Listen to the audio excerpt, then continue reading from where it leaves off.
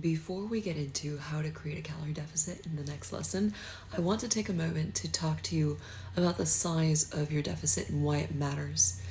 Doing this on your own can sometimes backfire. And here's the thing. It's easy to think that if I just eat less, if I create this deficit that's as large as possible, I will lose weight faster. So you pick the most aggressive number, 500, 600, 700 calories of a deficit. You stick to it until you can't anymore because it's not realistic long term. So here's the truth. The deficit that you choose sets the tone for the rest of your fat loss journey, as well as what you're going to do after that fat loss journey. Okay? Your energy, your mood, your hunger, how well you train, your recovery, your sleep, all depend on this calorie deficit, and they will be affected by it. So you have to choose a sustainable calorie deficit. And when you're doing this without a coach, when it's just you trying to figure it all out, it's easy to fall into the trap of doing too much too soon and burning out. That's why understanding your deficit and choosing one that matches your lifestyle is one of the most important decisions that you will make in this fat loss journey. So a mild calorie deficit is between 10 to 15% below your maintenance, and this leads to slow progress. I'm not gonna lie, it takes a lot of patience. It is often the most realistic and sustainable choice doing it independently, especially when you're balancing work, family responsibilities, stress, poor sleep, or other events in your life. You lose fat steadily without draining your energy and wrecking your mood. You do have to be consistent. A moderate deficit of 15 to 20% is a sweet spot for many clients. It gets you visible results without overwhelming your lifestyle.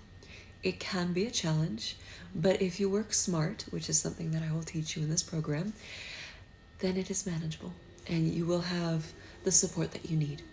Now, a larger deficit, 25 to 30%, delivers faster results, but you should do this with a coach. Because, and here's the thing, if you do this on your own and you don't follow a plan and you don't have professional advice, then you can experience intense hunger, poor recovery, and one of the biggest things is muscle loss. So the fact that you don't have somebody telling you specific details about, hey, your protein, hey, those micronutrients, hey, you're overtraining. There's such a thing as training too much, too hard, and then not getting enough or not getting enough protein or not getting enough carbs and fats. You need to distribute this sustainably in a smart way to help recover from your workouts, to help you build muscle.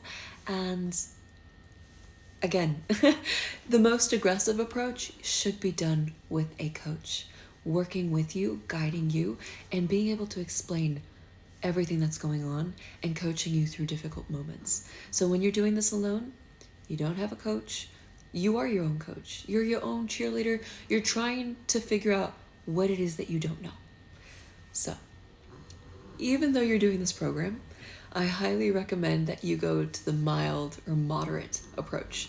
Definitely not the aggressive approach, okay? And if you want help, if you want assistance, you can always reach out to me. I am more than happy to give you advice and recommend different things. But you are doing this on your own. So adjust based according to your bodies, your lifestyle, and your demands. I want to give you an example though. Like, we're talking about numbers, we're talking about mild and moderate. Let me give you an example of a 30-year-old woman, 5'5", around 130 pounds, which gives her a maintenance of 1,800 calories. Okay, maintenance 1,800. Her options are a mild deficit of 1,500 to 1,600, and she will lose that weight slow and steadily. It's very realistic. Let's say she decides to go a little bit more aggressive. 1,400 to 1,500. She will get faster results. This is manageable, but she needs to be a little bit more on point. You definitely need to follow a plan, which is why you've signed up for this program. A larger deficit for this specific woman would be 1,300. Never go below 1,300. Doesn't matter who you are, what age you are. 1,300 is like the limit, the cutoff. I'll never put anybody below 1,300. So this is more aggressive. She will lose weight quickly, And if she's not working with a professional, her energy can tank, her workouts will suffer, and she most likely will rebound. So if you do anything that's below 1,400, we're going into 1,300, I definitely recommend working with a professional and a coach such as myself.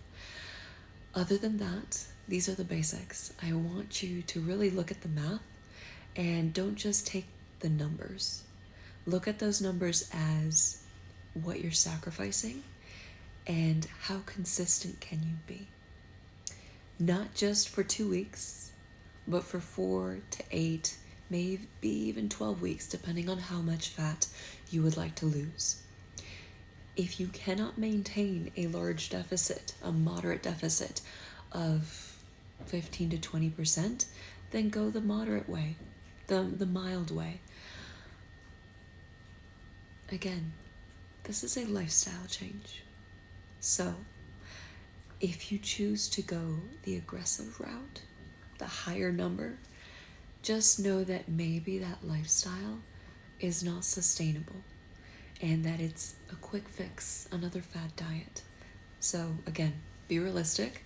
I will see you in lesson 3 in order to actually calculate your deficit and make the right decision. Okay? See you.